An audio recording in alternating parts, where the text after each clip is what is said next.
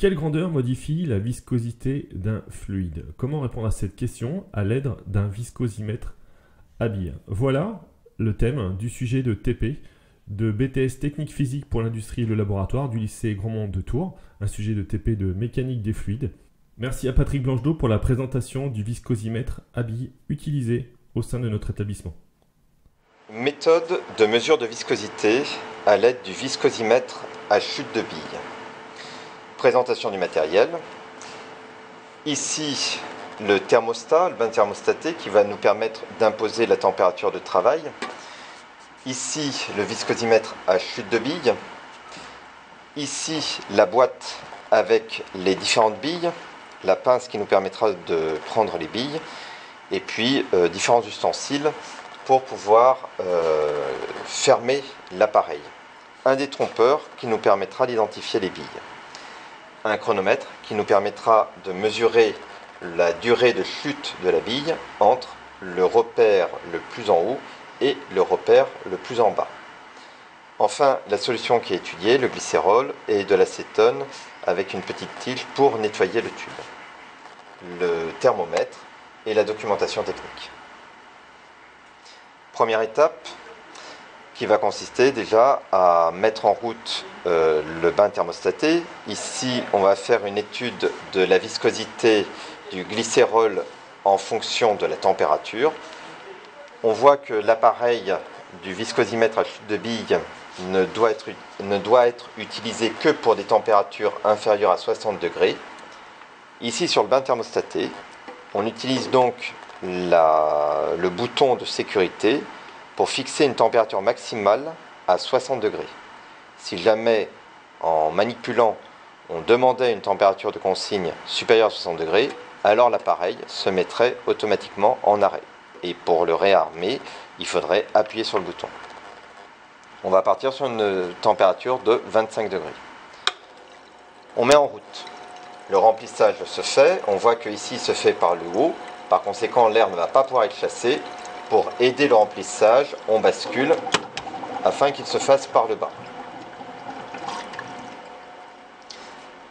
On va donc pouvoir maintenant mettre le glycérol ainsi que la bille, mais dans un premier temps, il va falloir que l'on choisisse la bille à utiliser. On peut utiliser à l'aide du handbook, voir l'ordre de grandeur de la viscosité du glycérol. Pour une température entre 20 et 60 degrés, on a une viscosité qui est comprise un peu inférieure à 1000 et jusqu'à 100 millipascales seconde. On regarde dans la documentation technique.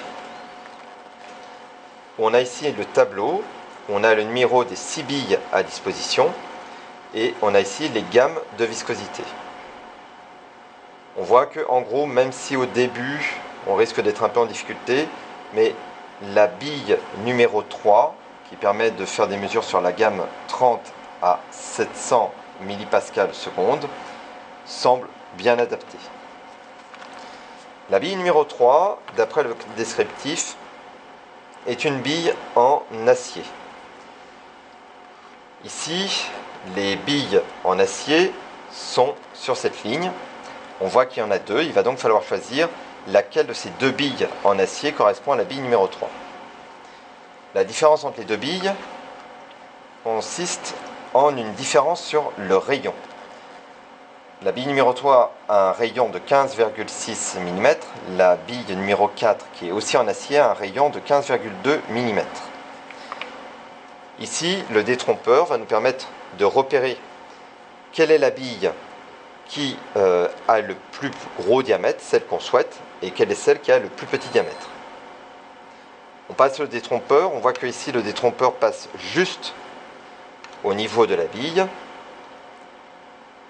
On le fait basculer sur la deuxième bille, et là on voit qu'on a un petit jeu. Ce qui signifie que la plus grosse, celle qui a le plus gros diamètre, c'était la bille qui était au-dessus, qui sera donc la bille numéro 3. On ouvre le tube. On va placer à une extrémité le bouchon simple et on referme.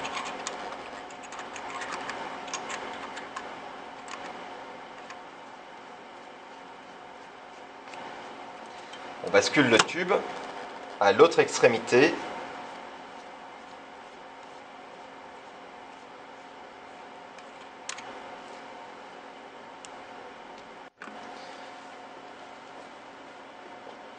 on verse le glycérol dans un bécher. On commence à remplir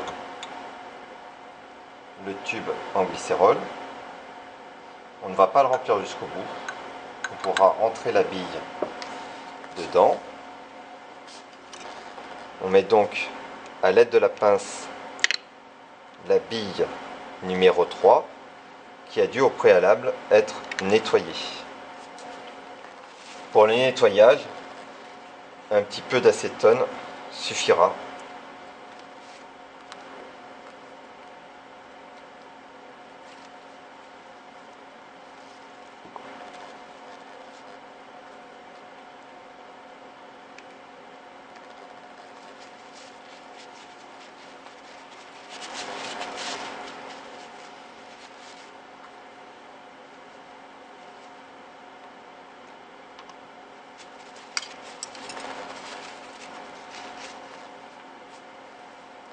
On finit de remplir.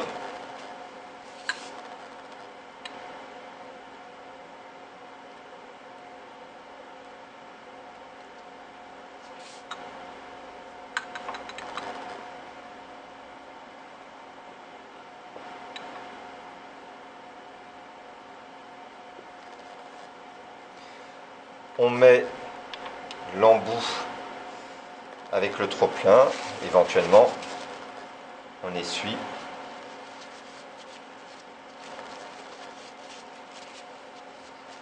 Le dernier bouchon et on referme.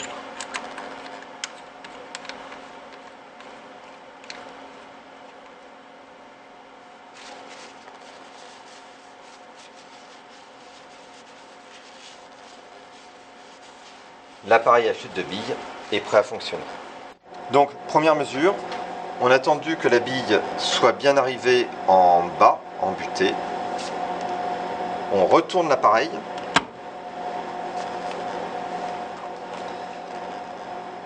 On observe la chute de la bille. Dans une première phase du mouvement, elle est accélérée.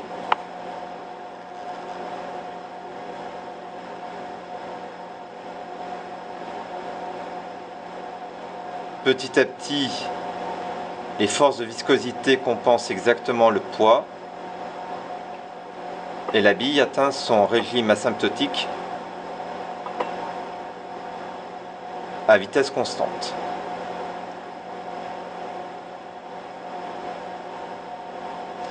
On a deux traits, celui-là et celui-là, et on va donc chronométrer le temps que met la bille pour franchir le premier trait, déclenchement du chronomètre. Donc une fois qu'on a fini la mesure, on rentre la valeur mesurée. Donc ici, 2 minutes 47, 2 fois 60 secondes, plus 47 secondes. On a préparé le fichier pour chaque température converti en Kelvin.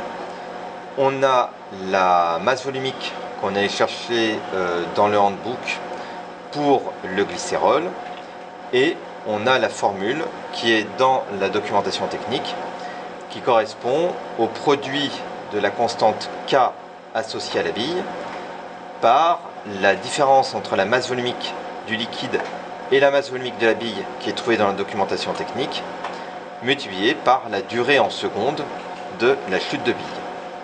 Et on a donc ici la viscosité qui est en millipascal. Une fois que les mesures sont finies, on va vider, donc avec la même opération, on dévisse. La bille est actuellement au fond.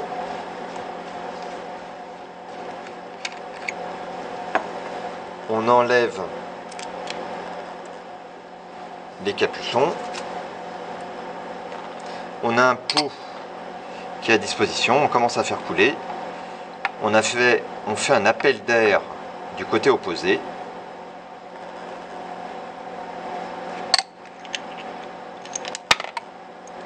et on laisse tomber la bille et les différentes pièces dans le bécher. Dernière étape, il va falloir tout nettoyer avec toujours de l'acétone.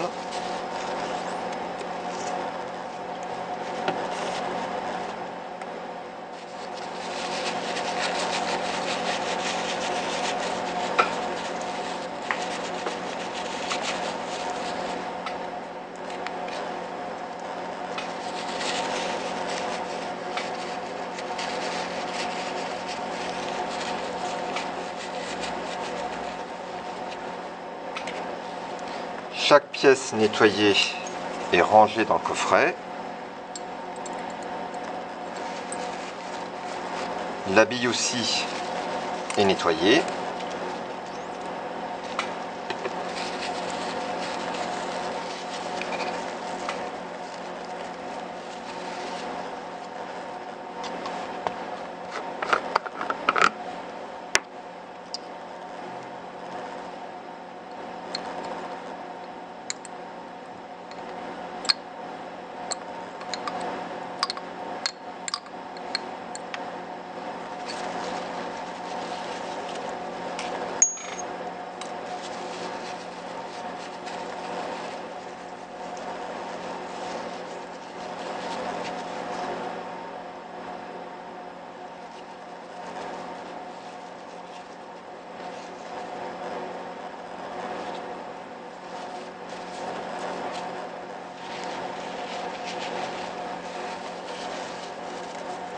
Les couvercles sont nettoyés et enfin le glycérol va être remis dans la bouteille pour le prochain TP.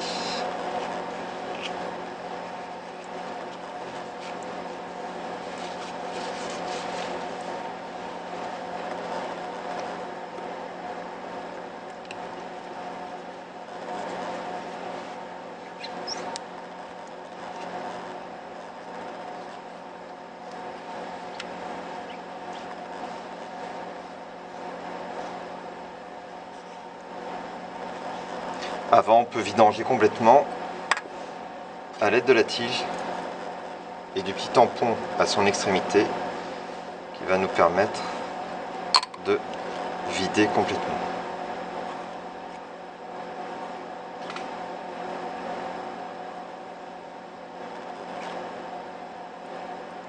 La dernière phase de nettoyage pourra se faire à l'eau chaude pour nettoyer le tube.